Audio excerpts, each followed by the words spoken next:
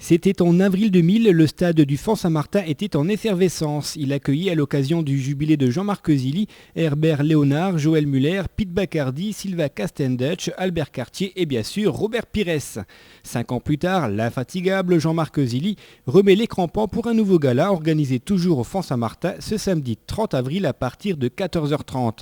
Un gala exceptionnel réunissant un plateau prestigieux avec entre autres Calbo du groupe Arsenic, Stomy Bogsy, Pete Bacardi, de nombreux anciens joueurs professionnels du FC Metz et la toute nouvelle star montante du R&B, M. Pokora, sortie tout droit de l'émission Popstar et du groupe Link Up.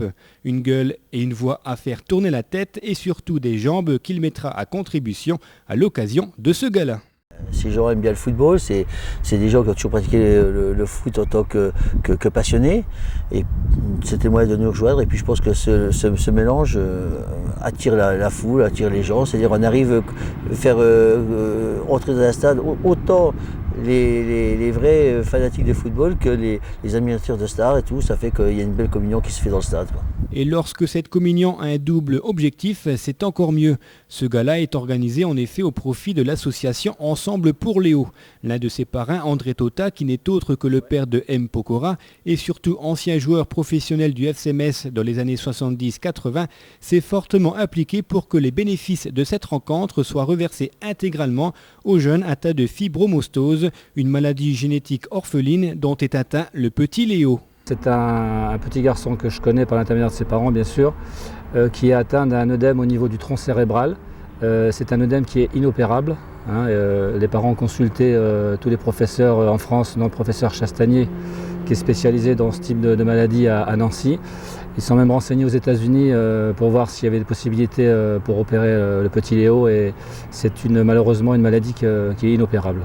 Inopérable, d'où la mobilisation de tous ces artistes et sportifs qui mettent leur notoriété en avant pour récolter des fonds afin d'aider la recherche et d'améliorer le quotidien de tous les malades.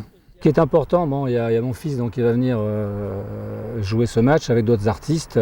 Leur notoriété elle est quand même importante dans ce genre de manifestation. Ça fait venir quand même une certaine jeunesse aussi autour de la main courante.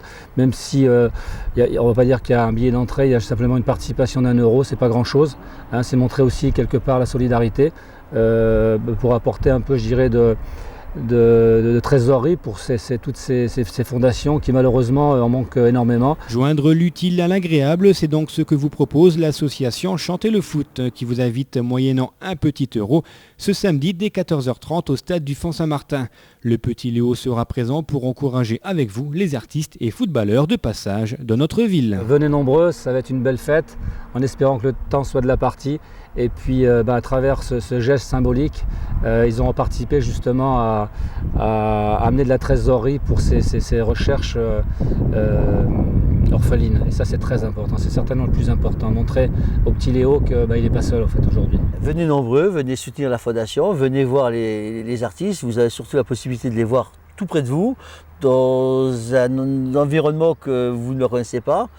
Des dédicaces sur votre programme, c'est fort sympathique et je veux dire surtout venez, vous aurez des très bons souvenirs à raconter plus tard.